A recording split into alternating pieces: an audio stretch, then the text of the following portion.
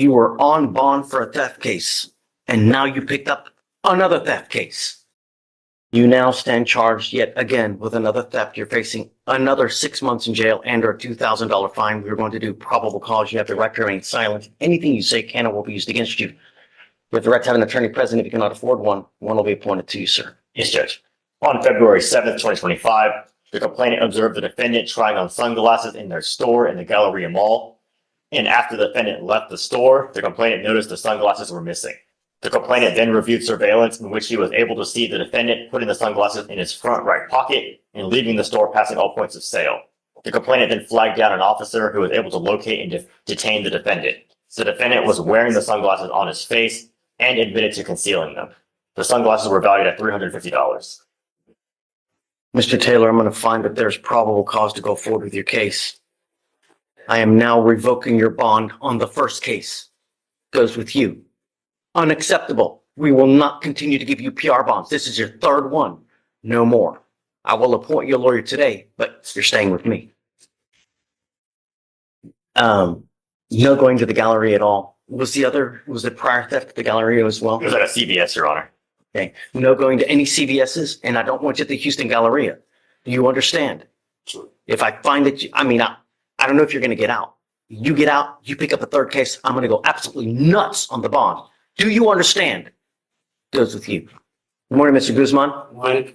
How's jail? Always. Old. You're here with your lawyer. Your lawyer's on Zoom. I don't know, the TV's not working, but he's here with you. We have appointed Mr. Duong to represent you. You are on probation in this court for driving while intoxicated. Can you just put that right there in front of him, please? Right there. You recognize that? Yeah. Okay. We're going to do probable cause. I'd like to know what happened on your so what happened is you're on deferred in this court for the DWI. You picked up a felony possession of a controlled substance. You also picked up an unlawful carrying of a weapon. I have no idea what happened on those cases, so I'm like to hear what happened. Yes, Judge. On February 11th, 2024, the officer observed a silver Chevy Silverado traveling on the 2400 block of Little York Road in Houston. The officer ran the vehicle and it returned as a white Chevy pickup truck, and the officer knew that the truck in front of him was not white in color. Therefore, the officer initiated a traffic stop. The defendant immediately opened the door and attempted to get out. A high-risk stop was initiated, and the defendant complied with instructions. The defendant was detained, and the officer observed an NL sticker on the vehicle, which the officer knows stands for Mexican State of Nuevo Leon. The officer observed in plain view a glass pipe connected to a plastic bottle from which training experience known to be consistent with drug paraphernalia. The officer located a clear crystal-like substance consistent with meth, and another officer located a handgun behind the passenger seat. Watch how the judge locks onto both the drug stash and the gun charge. That pairing is a brutal mix in Texas courts. When narcotics and firearms collide, prosecutors don't play soft. They come in swinging, demanding heavier, crushing sentences. The real question is, should packing dope and a weapon automatically trigger the hammer of harsher punishment? I'm sorry, you picked up with us the unlawful carrying of a weapon. I'm going to find that there's probable cause to go forward with your case. So, John, it looks like felony court is set for the 17th. Do you want to set it perhaps for the day after to see what happens up there? Sounds good to me, Judge. And then I'll, Mr. Guzman, I'll come by the jail to talk to you further. Okay? Okay. I'm ordering you as a condition of your bond on both cases not to drive any vehicle whatsoever for any reason. And they gave you a PR bond on your gun case. I don't know if that was a smart move. You've not made bond on the DWI as it is, so I don't know. We'll see about the PR bond, but do not drive. I don't know if you're going to get out or not. If you do, you will get a GPS monitor because you are a flight risk. I find by clearancing evidence that you are a flight risk. As a result, you will get a GPS monitor and I'm also going to give you a curfew from 7 p.m. to 7 a.m. Do you understand? You are not to consume alcohol or illegal drugs, and I'm going to randomly test you. If I find that you're using, likewise, you I will go haven't been back using. in. I haven't. Want to drink this? Well, I can't while you're in jail. Okay. But if you do get out, trust me, Mr. Guzman, you will be tested frequently. Okay, that's fine with me. I haven't been using drugs. So what I'd like to do also is do a TRAS to see where we go from here. I don't know, quite frankly, I don't know where we go from here. You're on probation in this court, and I don't know, because what we typically do is we do evaluations to see, because I have clinician on staff to see how we go forward. I know you tell me what, it's like little bunnies jumping in the woods, but the fact remains is that you've picked up a new case. You've absconded on our case.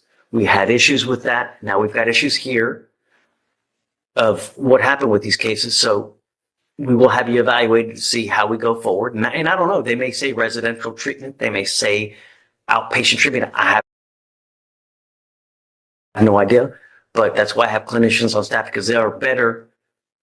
They have the tools to tell me how to go forward, because Mr. Guzman, I just don't know you. I'm just trying to get rid of this stuff and get it over with. I don't want to be up in here as much as you want to see me up in here.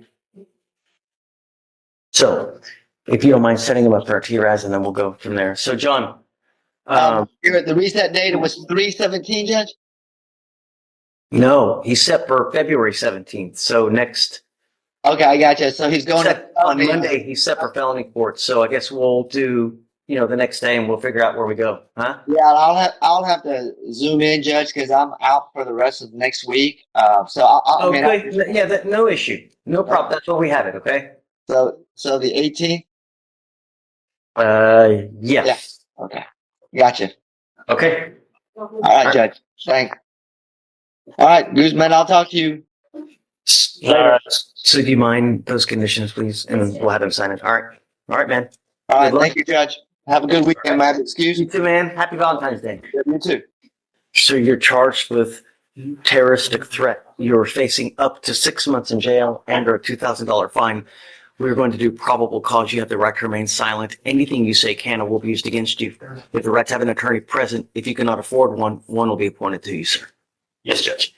On August 1st, 2024, the officer was dispatched to a disturbance call, and upon arrival, the complainant and security staff stated that the defendant made threats to kill everyone, broke 2 hospital monitors, and was acting aggressive towards the medical staff. The complainant stated the medical staff became scared since the defendant stated, "I will kill you all." The complainant stated she was scared for her life since she did not know what the defendant would do next at that moment. That doesn't sound right, because I didn't do that. We'll give you a lawyer, and we can go through this with the lawyer. So did he direct it at a person? Is he directing at the entire world? What? The statement was only made that "I will kill you all," and it says the complainant stated the medical staff became scared, and the statement was that "I will kill you all." That's all we have from the DIMS, Your Honor. And then furthermore, the complainant did state she was the only one at the hospital at the time of the officer's arrival, since the rest of the medical staff had gone through a shift change and she was the only one there. So it's not exactly clear who was there when the statement was made. He just said, "I will kill you all." All right, so who's it directed to? Just I don't even know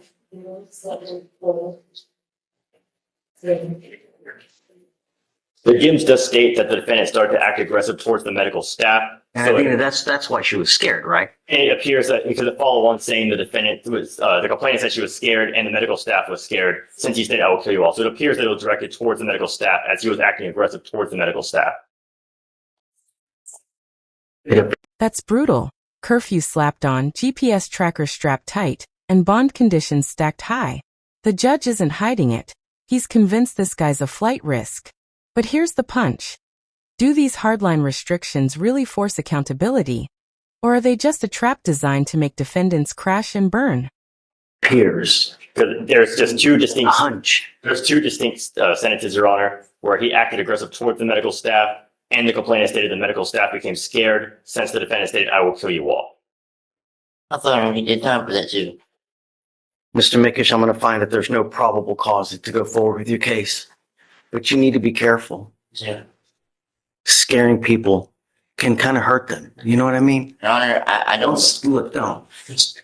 Mickish, patience goes a long way. Yeah. You know, when you get upset and when you lose control, that's why we have so many people in jail, because they lose control, they do whatever they want to do,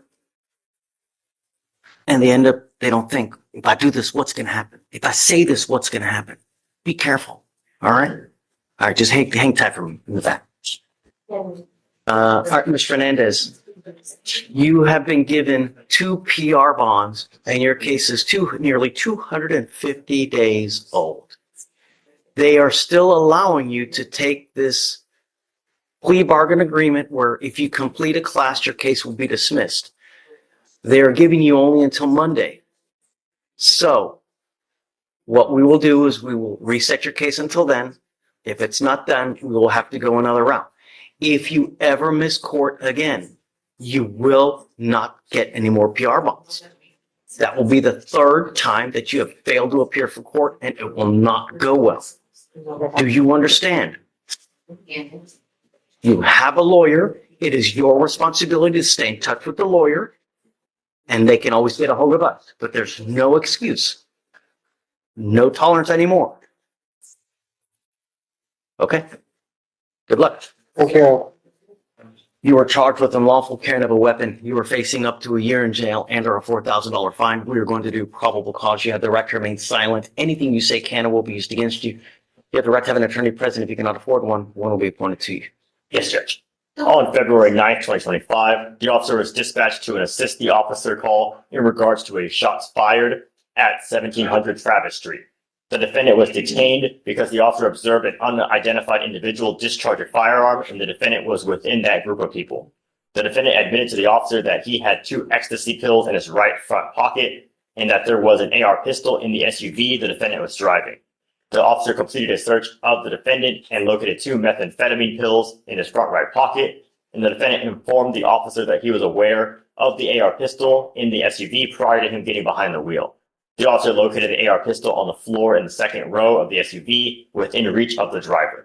The substance was believed to be methamphetamine based on training experience with a weight of 0.61 grams. Husband, I'm going to find that there's probable cause. Wait a second. He says that the AR is his? He says he was aware that it was in the vehicle and it was within his reach in the vehicle. Whose vehicle is it? I don't believe it says in the DMs, it says he was driving the vehicle. How do you put it on him? Allow me to read the full DMs, Your Honor. Yes, Your Honor. It says that he was driving, so it would be that he was in care custody control because he was operating the vehicle with knowledge that the firearm was in there and it was within his reach, his ability to grab the firearm. Diego Camacho? Not. How do we know that how do we know that it was in there while he was driving? How do we know that they didn't put it in there after the fact? The defendant stated that he was aware that the AR pistol was in the vehicle before he got into the driver's seat, before he started driving. No. It just said that he was aware. Okay. Don't add stuff in. I'll read the complete DIM. Read it. It says the DIM states completely that the defendant informed the affiant, the officer, he was aware the AR pistol was in the SUV prior to him getting behind the wheel, and the defendant informed the officer that the AR pistol could be found in the SUV at the time of his arrest. Are we to assume that it's his? All he says that he knew that it was in there. You know, it's not his car. In Your Honor, just as excited, the pleading is that it was on or about his person. We're just saying it was in his possession because it was in the vehicle he was operating with knowledge that the AR was in the vehicle as well as it being within the Do you even know market. when he was operating the vehicle? I apologize. What do you mean when he was operating? Was he operating it in the morning, in the afternoon, at 9 o'clock at night? When did all this transpire? What time of day is this? Let me see, Your Honor, because based on the DIMs that I see, it appears that There's a group of people. It appears that the defendant was, according to the DIMs, the defendant was found to be at the wheel of a black GMC. So when the officer arrived, he was observed within the vehicle from what the officer says. He was in the car at the time At the the cops time. get there. From what the officer says, that he was observed behind the wheel of the vehicle. To be at the wheel of the black GMC Suburban bearing a license plate number that is in the DIM. So it, Okay. All right. Your husband, I'm going to find that there's probable cause to go forward with your case. I mean, we take it seriously. I want to make sure if there's enough probable cause that's, So I am ordering you as a condition of your bond not to be in possession of weapons. Do you understand? If I find that you're a danger to my public, I only have one place for you. Sit down. That includes everything. Do you understand, Mr. Husband? Do you mind filing no weapons, please? Yes, Judge. You have a lawyer. Because you have a lawyer, I will waive your appearance, but it is your responsibility to stay in touch with them. If they tell me they can't get a hold. Case tossed, but not without fire. The judge cuts it loose, then slams down a scorching lecture on patience. You walk free this round, but the warning is razor sharp. Lose your temper again, and you'll be chained back in that courtroom. A brutal reminder that in this arena, your words can either shield your freedom or snap it in half. Of you because you're ducking, you're dodging, you pick up a new case, it's not going to go well for you. You understand? All right, I'm going to have you sign a recent Victoria. We'll have you take a seat in the jury box. I get your bond conditions. We'll have you sign it, and then you're free to go. All right? Mr. Williams, you were charged with assault of a family member. You were facing up to a year in jail and or a $4,000 fine. We are going to do probable cause. You have the right to remain silent. Anything you say can or will be used against you. You have the right to have an attorney present. If you cannot afford one, one will be appointed to you, sir. Yes, Judge. On February 8, 2025, the officers were dispatched to a disturbance call. The officer met with the complainant, who stated that she and the defendant were in a 7-month relationship. The complainant stated that she shoved the defendant with her shoulder and that the defendant then grabbed her and threw her around. The complainant advised that the defendant was grabbing her face and neck area and has pushed her to the ground, causing pain. The officer observed a laceration on the complainant's hand and a swollen lip. The officer made contact with the defendant, who stated that he lost control and that he admitted to shoving the complainant. Williams, I'm going to find that there's probable cause to go forward with your case. I'm ordering you as a condition of your bond not to have any contact with this person. Do you understand? Yeah. If you have contact with this person, if I find that you're in possession of a weapon, I'm going to revoke your bond, put you in jail. No more PR bonds. I want my community safe. I don't care who it is, what color they are, whether they're a small farm animal. I don't care. Everyone gets protected. Do you understand? Mm-hmm. Do you have the ability to hire a lawyer, Mr. Williams? Okay. I will take a look at an affidavit. I'll see whether you qualify, and then I'll have you take a seat in the jury box. I'll have you sign a reset with Victoria now. Do not leave until you sign our bond conditions. Do you understand? And then I'll have you talk to a lawyer here momentarily. I work with her, so I'm sorry? she worked at the same. That's going to be an issue. I don't want you to have contact with her. Actions have consequences. Did you get appointed to Mr. Williams? Yes, Your Honor. Great. I wanted you to look at probable cause to see if you guys had any issues with it. That's why, or wait, no, maybe that was another case. Okay, tell me. We were approaching, there's a MOEP and bond conditions that have no contact. The parties no longer live together, but they work at the same place, and there's a chance that their schedules could coincide with each other. State's okay with no threatening and harassing, but Have you reached out to the complaining witness? Do you Yes, know? so, she's not on board, regardless, but I confirmed that they don't live together, so my suggestion was to have no threatening or harassing, that way both of them can work. And I want to make sure that she's, protected, that she doesn't have any kind of fear. Yeah, she's not really concerned, from my understanding, but, I would suggest, just keeping the residency restriction so that, because they don't live together, Mr. Williams, come up. and then just, keep the no threatening or harassing contact with her for that purpose. Good morning. So your lawyers asked for me to modify your bond conditions to say no threatening or harassing. I will acquiesce, but you have to understand what is threatening or harassing. Doesn't matter what you think. It's what she perceives. So if I go like this, is that threatening or harassing? It most certainly is, and it can get you in trouble. I don't know what kind of relationship you have with this person, but if it's a type where you're constantly butting heads, you got to be careful. There are many, many vindictive people in this world, and you never know if all they got to do is call, hey man, he's doing this, he's doing that, and then you're going to end up back. So you got to be careful. You understand? Okay. So the only thing I'm doing is I'm modifying the conditions so no threatening or harassing contact. The residential restriction will still apply, so you cannot go to the house listed in the order for protection. Any more questions, anything? No, Your Honor. Okay, all right, good luck. Judge, you want me to refile that? Because I know the language that's typically in there. Yeah, I would, just in case, so it's like nice and clean, yeah. Okay, I'll file that now. Thank you, Judge. Oh, and no weapons too. Yes, sir. Okay. Mr. Camacho, you're charged with failure to stop and give information. You're facing up to 6 months in jail and or a $2,000 fine. We're going to do probable cause. You have the right to remain silent. Anything you say can or will be used against you. You have the right to have an attorney present. If you cannot afford one, one will be appointed to you, sir. Yes, Judge. On February 7th, 2025, officers were dispatched to Hardy Road in Harris County, Texas, in regard to a minor crash, failure to stop and give information call. Upon arrival, the officer spoke with the complainant, who was also in police uniform. The complainant stated he was driving on the freeway when another vehicle got into his lane and cut him off to make the exit. The defendant got over and hit the front right panel of his truck with the back driver's side of the defendant's vehicle. The complainant followed the defendant, who had his hazards on, but the defendant did not pull over. The complainant continued to follow the defendant's vehicle until the 911 operator told him to stop following, and his father. The officers were given consent to enter the property to look at the vehicle and observe damage. The defendant stated he was crossing the lane to get over because there was an opening and that the truck accelerated and hit him. The defendant stated the complainant already hit him and was close behind him, so he kept going. The defendant stated he turned down his street and the complainant kept going. The defendant's address is approximately 7 miles from where the accident occurred. Okay. And so, Judge, if I may, the complainant was only stopped following him while he had his hazards because he was told on the 911 call. And also, I see on the summary that when they run his license plates is license plates GS9711 is missing a letter. License plates are usually 3 letters, 3 and 3 numbers. So I'm not sure how running the license plates will go to his house. And additionally, if the correct license plates were also run, then it would actually show that he's not the owner of the vehicle.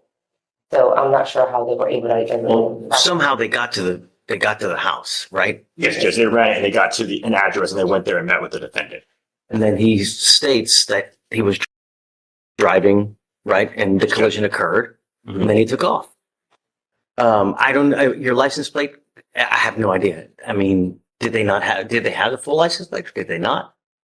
Your Honor, at this time, I don't know. The DIMS just states, as counsel said, just GS9711. So I don't know in the full office report if it says the full license plate number, but either way, they ran a license plate and they returned. Somehow they were able to get it to him. I don't know. I mean, if you discover something later that's different, come back and we can revisit probable cause. I'm happy to do it at any time. Yes, Judge. And so the reason I say that is because I have the tags for that vehicle, and that's not the license plates that we have on the summary.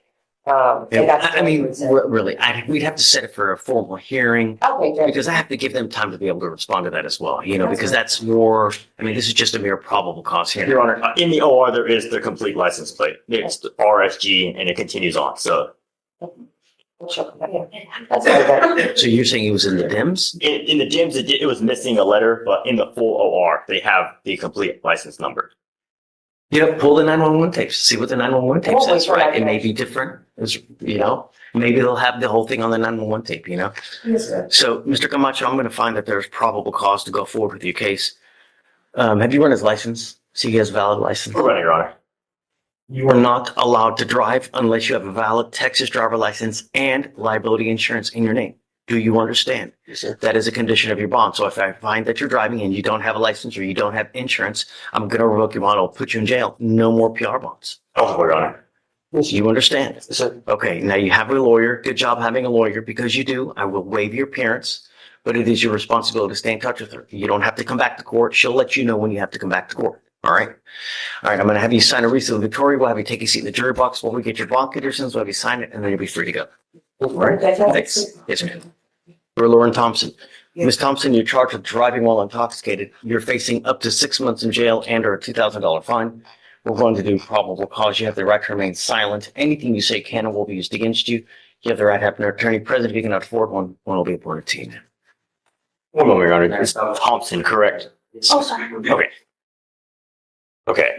On February 8th, 2025, the officers are traveling on 4300 Luella Avenue in Deer Park and observed a motor vehicle driving with an expired license plate. The officer confirmed with TCIC and CIC and performed a traffic stop. Upon making contact with the defendant, he observed bloodshot eyes, slurred speech, and a strong odor of an alcoholic beverage. The defendant admitted to consuming 3 alcoholic seltzers, and standard field sobriety tests were administered. HGN 6 out of 6, walk and turn 8 out of 8, one leg stand 3 out of 4. The defendant was read the DIC and refused to provide a sample, and a blood search warrant was signed and executed. All right, Ms. Thompson, I'm going to find that there's probable cause to go forward with your case. Any prior to DBIs, and does she have a license? No priors, Your Honor. I'm running her No, license Your right Honor, now. she doesn't have any priors. I'm ordering you as a condition of your bond not to consume alcohol, illegal drugs, or unprescribed controlled medication. I'm going to randomly test you. As long as you're not using, everything will be fine. If I find that you're consuming alcohol, illegal drugs, I'm going to revoke your bond, put you in jail. Do you understand? Your Honor, we'd like to state that she did tell the officer that, she had, taken some medication.